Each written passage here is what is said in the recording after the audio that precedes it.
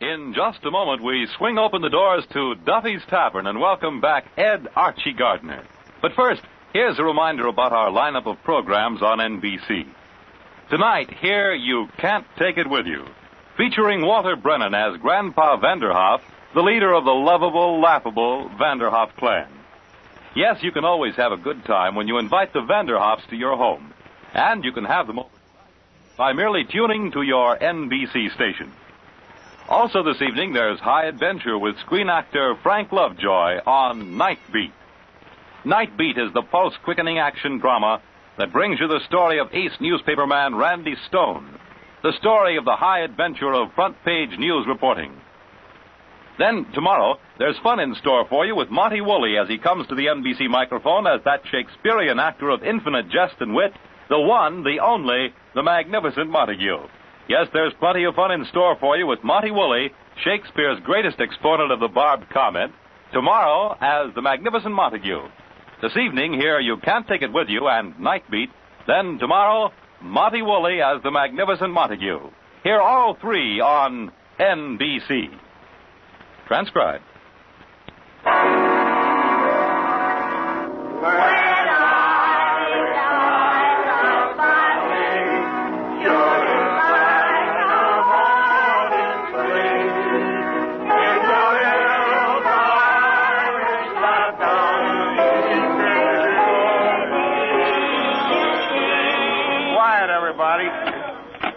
Hello, Duffy's Tavern, where the elite meet to eat. Famous movie producer Cecil B. Archie speaking. Oh, hello, Duffy. You heard me, movie producer. Well, you know, I made that picture, The Man with My Face, and then this summer I went to Europe. Huh? No, I didn't have to leave the country. In fact, some of the newspaper critics was nice enough to say that the picture was the year's greatest fiasco.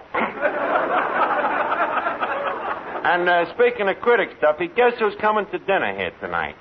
Only Luella Parsons, Walter Winchell, Ed Sullivan, Hedda Hopper, Erskine Johnson, Earl Wilson, Dorothy Kilgallen, Herbie the Midget. Yes, Herbie criticizes newsreels for Reader's Digest. Well, they're all coming down here tonight to condole me on me success. And, Duffy, I'm going to give them a meal fit to choke a horse. Which reminds me, how is Mrs. Duffy? Well, how was the vacation? Fishing, swimming, boating, good food. Sounds wonderful, Duffy. Well, maybe next year she'll take you along. Okay, I'll call you back. Say, Fats. Yes, sir. Fats, have you got a copy of today's paper? Yes, sir, right here. I wonder what Hedda Hopper has to say about me today. Let's see here. Oh, yeah, here it is. What beautiful blonde Hollywood film star is that way about what handsome movie producer? It's the 6th time she's mentioned me this week. Gee, she mentioned me, too. What do you mean? If you're a handsome movie producer, I'm a beautiful blonde.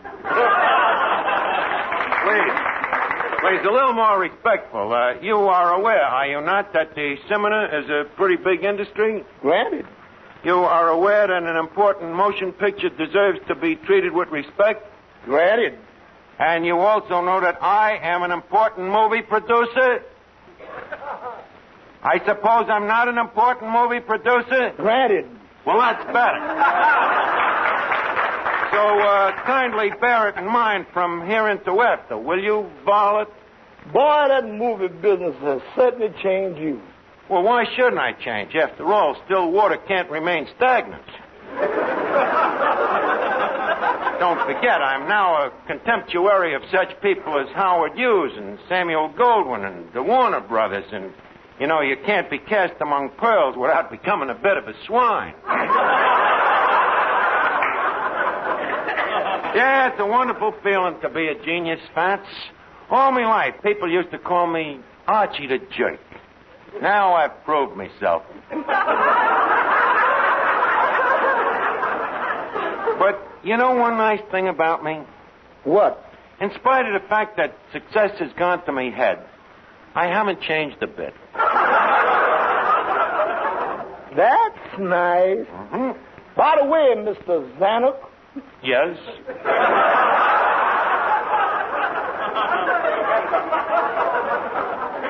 Duffy says not to forget to put out the garbage.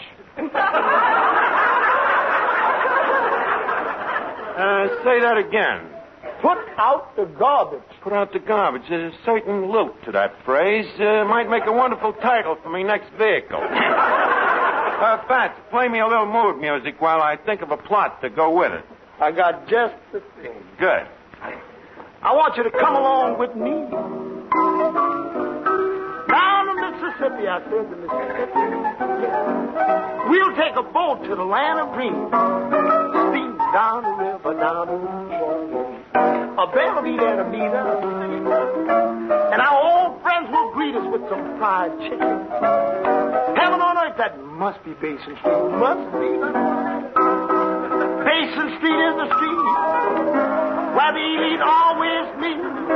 In New Orleans, our land of dreams, you never know how nice it seems, just how much it really means. I'm glad to be at Surrey, where welcome's free and dear to me, where I can my Basin Street blues.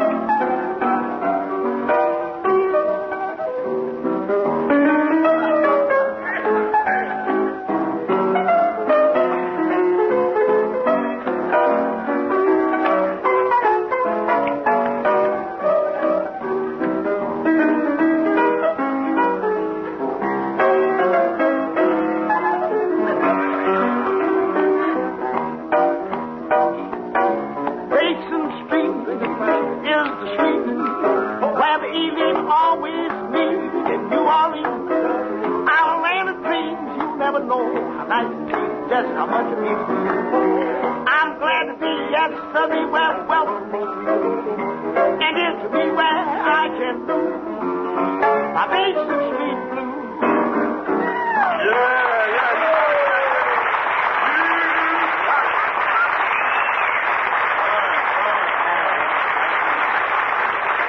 Boy, Fats, that was wonderful. Now, we better get the joint ready. Any minute now, one of them newspaper critics might walk in. Oh, hello, Finnegan. Hey, my, you smell pretty. Oh, thanks, Arch. I've been using me sister's shaving cream. You mean to tell me that your sister shaves? Well, certainly she has to. If she ever let her mustache grow, we couldn't tell her from me mother. Hey, Arch, guess what? Guess. I just went to see that movie of yours. Oh, well. Well? Well, flatter me and get it over with. Well, Arch, I sure got me money's worth. You did, huh? Yeah, I sneaked in.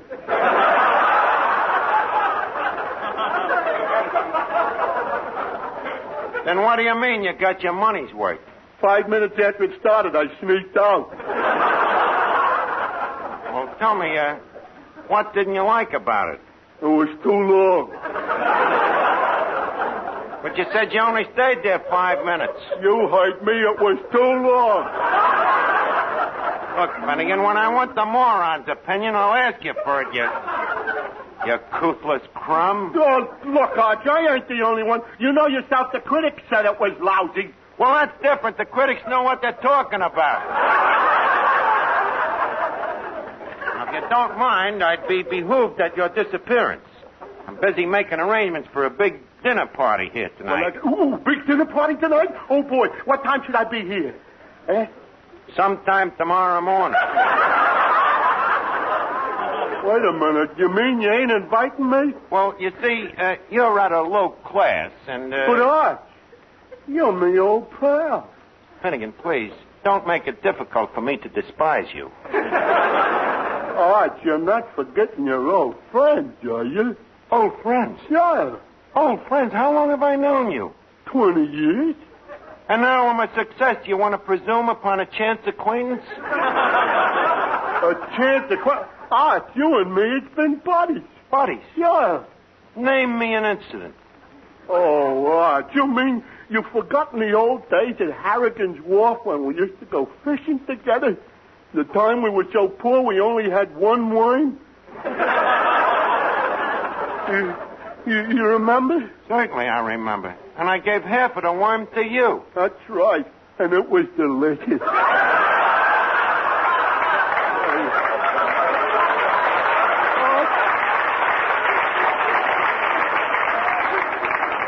Believe me, Arch, I never thought I'd live to see the day when your old friends wasn't good enough for you.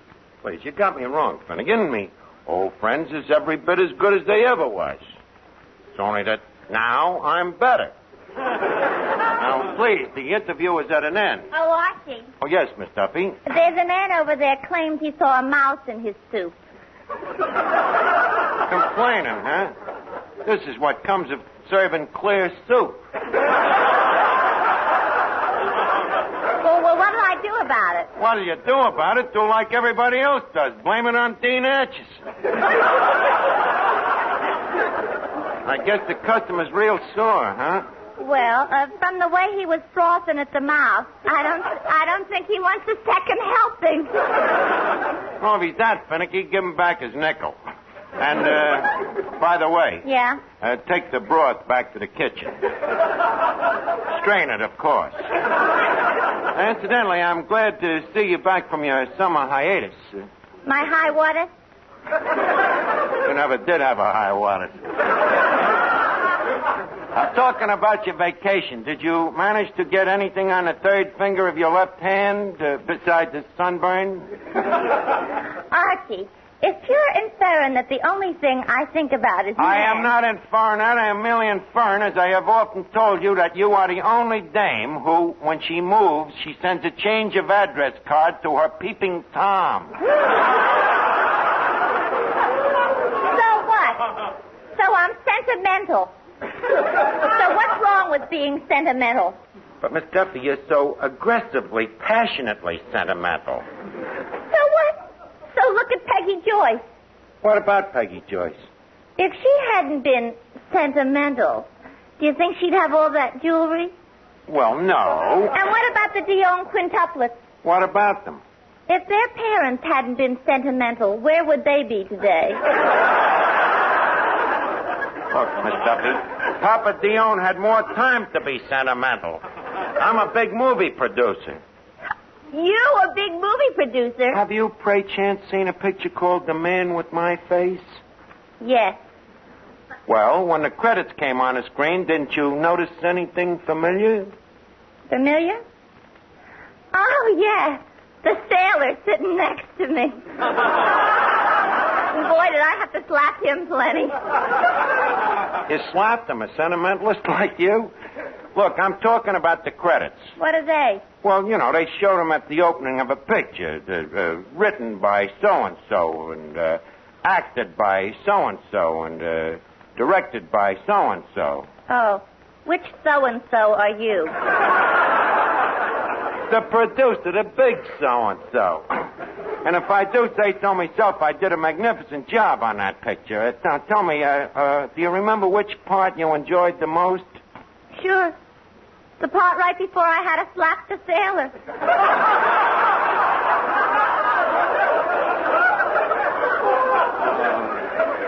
This is the trouble with pictures, the inferior minds we have to cater to. 12 years old.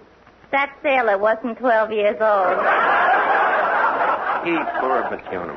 That a great creative brain like mine should be exposed to such childish prattle. Forsooth, Miss Duffy, my head is beginning to ache. And I bet I can tell you what's making your head ache. What? Growing pains. Oh, yeah?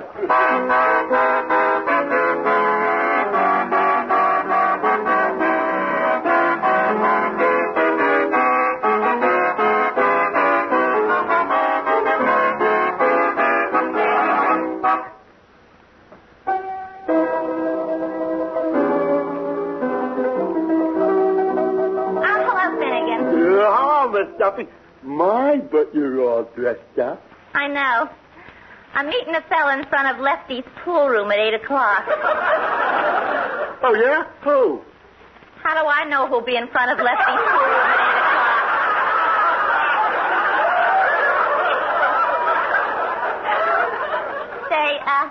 Where's the swell head? Oh, he's getting dinner ready for them big shot newspaper friends of his. Friends of his? Why, he couldn't get his name in Luella Parsons' column if he shot Hedda Hopper. Very funny. Now, will you guys stop standing around? Finnegan, I thought I told you to go in the kitchen and stuff the olives. So I did stop him, Mike, but after the second bottle, I lost my appetite. You don't mean you had all the olives? Well, it's a lucky thing we still got a few radishes. Or have we? Let 'em eat celery. Which reminds me, Fats, do you find we got enough good silverware? The best in town. Knives from the Waldorfs, spoons from the Aston. I wonder where this fork came from. Let me see. The fork must be from Lindy's. It tastes from herring.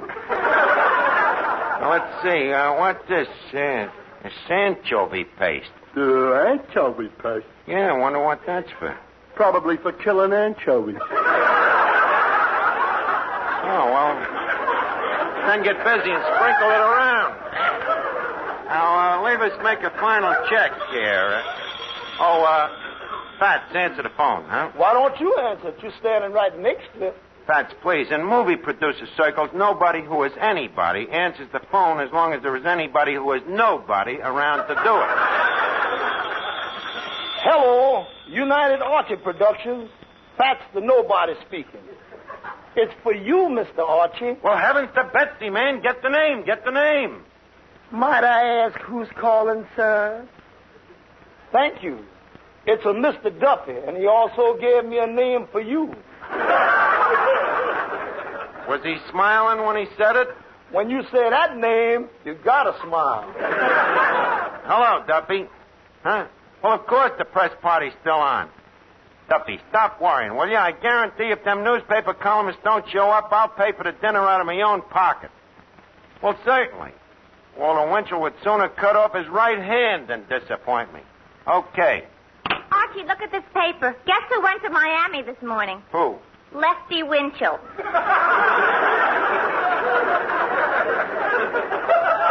Well, he's the type of person who's crude enough to go to Miami out of season. We can do well without him. Finnegan.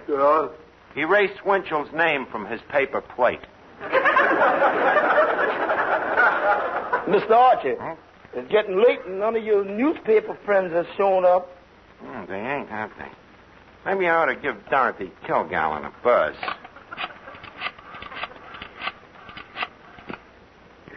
Hello? Oh, hello, honey. How's things? Huh? Of course I do, baby. Well, certainly I missed you. Well, look, I don't want to take you away from the laundry. Put Miss Kilgallen on.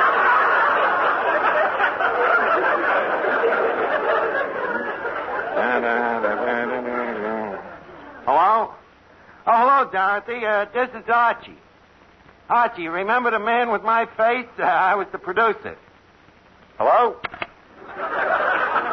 Hello? What happened? We was disconnected. Lucky thing I don't run the motion picture industry the way they run that telephone company. Let's see. I think I better give Lenny Lyons a ring. Hello, Leonard Lyons, please. Oh, hello, Lenny. This is Archie. Remember, I'm phoning you to remind you of the party at Duffy's Tavern tonight. You can't make it? You got a bad headache, huh? Well, thanks, old man, for calling me and letting me know. Headache, huh? Yeah, he gets it quite frequently. Pulmotor trouble, you know. Let's see who else. So, Luella Parsons. Hello? Oh, hello, Lolly. You coming to the party tonight? Oh, a headache, huh? Well, thanks for calling me and letting me know.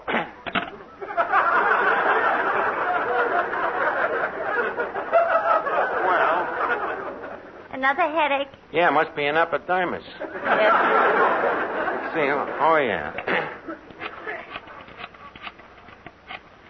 Hello, is Hedda Hopper there? Now tell her Dr. Fussbaum is calling. Dr. Fussbaum. Hello, Hedda. This is Dr. Fussbaum. Tell me, how is today your headache? You ain't got no headache? Well, in that case, this is Archie. Oh, now you got one. Look, Hattie, you don't have to beat around the bush. If you think the picture stinks, why don't you just tell me? Well, that's better. At least she has a valid reason for not coming. Well, Mr. Archie, look like your big shot friends has let you down. Yeah. You know, I wouldn't have believed it, Fats, after all I've done for them columnists. Like the time I gave that Winchell a tip that Clancy the cop was that way again. What way? Drunk. And the time I gave Earl Wilson a tip on Dagmar in television. What tip? I told him someday she'd be as big as Faye Emerson. Now I asked them for a favor. They turn the other cheek on me. Well, I'm going to give them 5 more minutes. If they don't show up by then, they're in for reprisals. What do you mean? I'm going to quit reading newspapers. That's, in the meantime, play another number. Okay. No one to walk with, I'm by myself. No one to talk with, but I'm happy. All the shelter misbehaving. I'm saving my love for you. I know for certain the one I love. I'm through with frightened it's you that I'm thinking of you. Misbehaving. Saving my love for you. Like Jack Horner in a corner. Don't go nowhere and I don't care. Your kisses always waiting for. Believe me. Don't stay out late, I don't care to go. I'm home about 8, me and my radio. Keep misbehaving, I'm saving all my love for you. Like Jack Horner in a corner. Don't go nowhere and I don't care. Your kisses are worth waiting for. Don't stay out late, I don't care to go. I'm home about 8, me and my radio. Keep misbehaving, I'm saving all my love for you.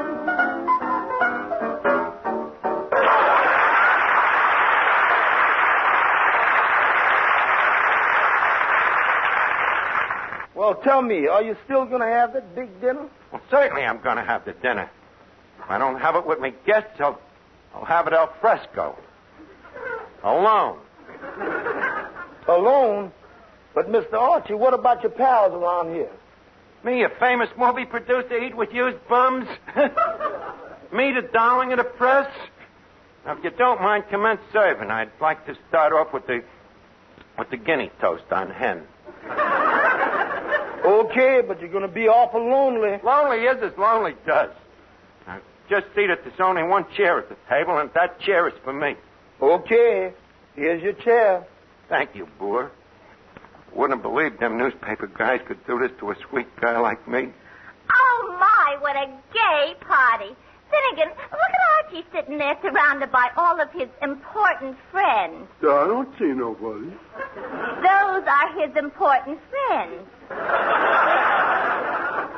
Look, Miss Duffy, this ain't funny. Pat, the next course, please. The laminated herring. And, please, leave me have a couple of caviars on the side. Oh, and be careful, Fats, that you don't spill the caviar on Hedda Harper's dress. By the way, Hedda, that's a beautiful gown you're wearing. Just as delicate as a spider web. Wherever did you buy it? I didn't buy it no place. I have my own spider.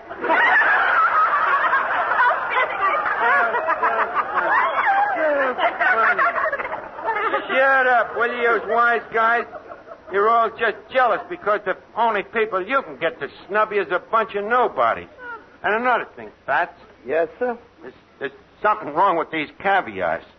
What's wrong with them? They got a fishy taste. I want you to replace them. Mr. Archie. Huh? It ain't the caviar. Then what is it? Just the fact that you ain't used to caviar. Isn't the wit? Listen, how would you like to have some of the stuff on that table over there? Pig's feet and sauerkraut there. Who's it for, Fats? Well, it was for a party we had fixed up for the homecoming of a friend of ours. Who? Oh, a certain fella. But he couldn't get here because his head got too big to come through the door. Fats, this guy with the big head, is it anybody I know? Yeah, you know him. Of course, you don't know him as well as we know him. I think I know who you mean. I got some news for you, Fats. That guy you fixed the pig's knuckles and sauerkraut for, he just got his head through the door. You mean you whom again? Yep, Fats. Archie, the stuck-up movie producer, is no more. You are now just talking to plain Archie, the pheasant who has returned to his flock. You see, Archie, what happens when you get to be too good for your old friend? Yeah, and it taught me a lesson, never to act conceited again. So what do you say, gang? We all propose a toast. To what? To me. Oh, okay, I've got a toast. Something flattering, of course. Well, it goes like this. Yeah? Let wealth and fame forsake you. Your fair-weather friends will shake you. They will brush you off as though you were a crumb. But real friendship has this virtue. All your old friends won't desert you, for they love you, be you famous or a bum. Oh, gee, that's beautiful, Miss Duffy. You know, gang, I'm ashamed of myself. I've really acted like a heel. Archie, it's good to have you back. Finnegan, please. Oh, please, quit crying, Finnegan. Finnegan, you're watering the sauerkraut. Please, stop. Excuse me. Hello? No, they never showed up. But don't worry, Duffy. You ain't going to lose nothing. I'll pay for the dinner myself. Well, the friendship of swell friends like Fats and Miss Duffy and Finnegan, and even a slob like you, it's worth a lousy $8. And besides, it's learned me a great lesson in humility. Okay, kid. Just a second, Archie. I resent you saying our friendship is only worth $8. Miss Duffy, will you please pass the pig's knuckles and keep your big mouth shut? Now, look, Art, that's no way to talk to a lady. And look at whom is telling who how to talk to dames. But, Art, I only... Why, quiet, you unmitigated oaf. Mr. Archie, And please... you keep your mouth shut, too. The audacity, a bunch of ignorant peons telling me how to act. Now, in the future, I wish you'd please remember, you are talking to a famous motion picture producer.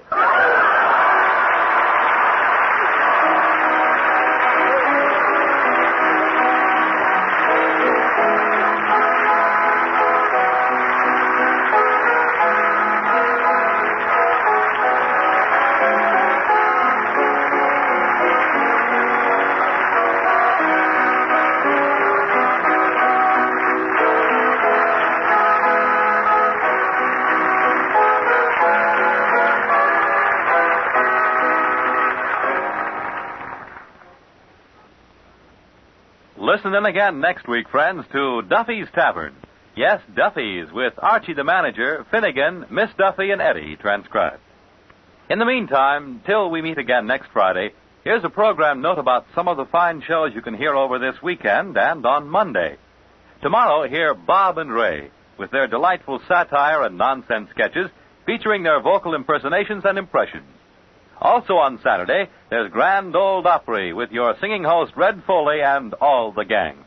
And on Sunday, the big show will come to you from Paris with such outstanding stars of the theater and motion picture world as Fred Allen, Francois Roset, William Gargan, and your unpredictable hostess, Tallulah Bankhead. Also on Sunday, Theater Guild on the Air brings you a solid hour of radio drama. This Sunday, Diana Lynn, Kenny Delmar, and Dan Daly will be featured in Casanova Brown by Nunnally Johnson. Then on Monday, enjoy the sparkling premiere of The Mario Lanza Show.